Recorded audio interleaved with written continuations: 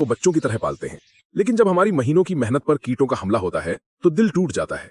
हर साल ये छोटे छोटे दुश्मन हमारी कमाई का एक बड़ा हिस्सा चट कर जाते हैं और हम मजबूर हो जाते हैं बाजार में मिलने वाली जहरीली और महंगी दवाइयों का इस्तेमाल करने के लिए।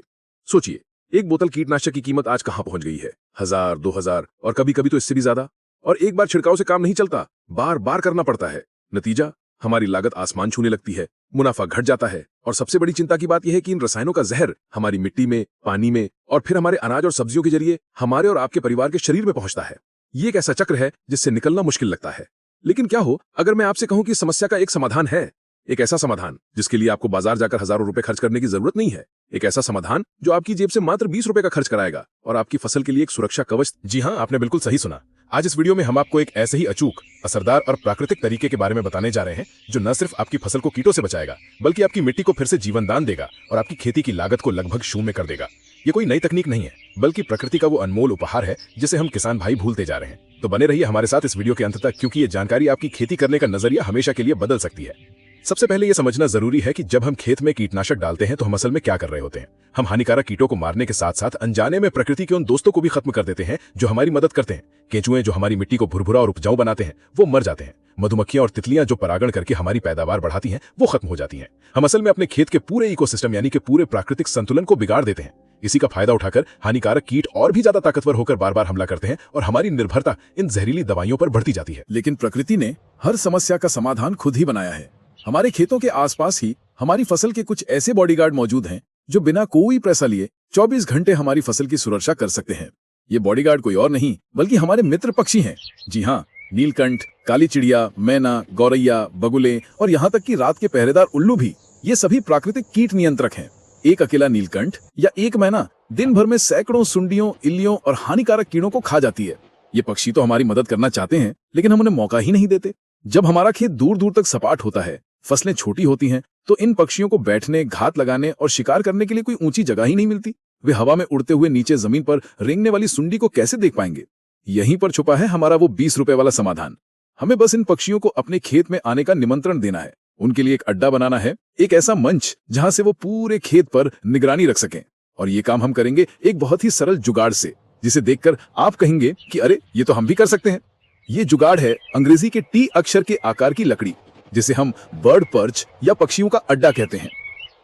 जी हाँ, यही है वो चमत्कारी तरीका। ये साधारण सी दिखने वाली लकड़ी आपकी फसल के लिए एक सुरक्षा कवच का काम करती है। इसे बनाना बेहद आसान है। आपको बस 6 से 8 फीट लंबा एक बांस या कोई भी सीधी लकड़ी लेनी है। उसके ऊपरी सिरे पर 1 से 1.5 फीट की एक छोटी लकड़ी को आड़ा रखकर कील से ठोक देना है। लीजिए, आपका बर्ड पर्च तैयार है। इसे बनाने में कितना खर्च आएगा? 2 या 3 कीले, और अगर लकड़ी खरीदनी भी पड़े तो कुल मिलाकर 15 से 20 रुपए से ज्यादा का खर्च नहीं है। 1 एकड़ के खेत में आपको ऐसे 10 से 15 बर्ड पर्च लगाने हैं। इन्हें खेत में बराबर दूरी पर इस तरह गाड़ें कि इनकी ऊंचाई आपकी फसल की अधिकतम ऊंचाई से कम 2 फीट ऊपर रहे। जैसे ही आप इन्हें अपने खेत में लगाएंगे, आप कुछ ही दिनों में चमत्कार देखेंगे। सुबह होते ही अड्डों पर पक्षियों की चौपाल लग जाएगी। वे यहाँ बैठेंगे, आराम करेंगे और उनकी पैनी नजरें आपकी फसल के हर एक पौधे पर रहेंगी। जैसे ही कोई सुंडी या कीट पत्ते को कुतरने की कोशिश करेगा, ये पक्षी झपट्टा मारकर उसे अपना भोजन बना लेंगे। इस तरह बिना एक भी पैसा खर्च किए, बिना एक बूंद जहर डाले, आपकी फसल की सुरक्षा अपने आप होने लगेगी।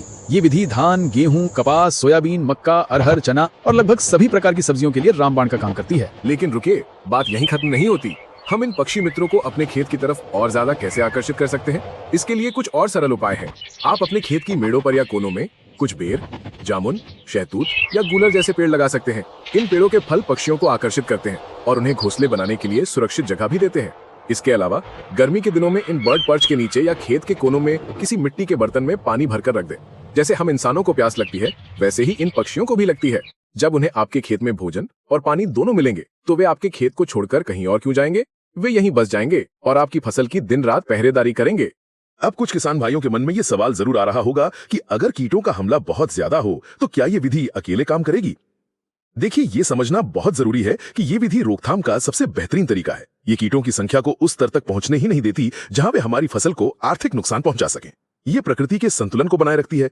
लेकिन अगर किसी कारणवश मौसम में बदलाव या किसी अन्य वजह से कीटों का प्रकोप एक महामारी का रूप ले ले और आपको लगे कि फसल हाथ से निकल रही है, तो ऐसी आपातकालीन स्थिति में आप किसी कृषि विशेषज्ञ की सलाह पर सुरक्षित कीटनाशकों का सीमित उपयोग कर सकते हैं।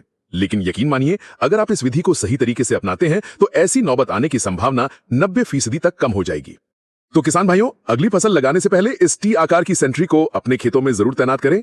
प्रकृति पर भरोसा कीजिए, वो हमें कभी निराश नहीं करेगी। सिर्फ 20 रुपए का ये निवेश आपको हजारों रुपयों के खर्च और नुकसान से बचा सकता है।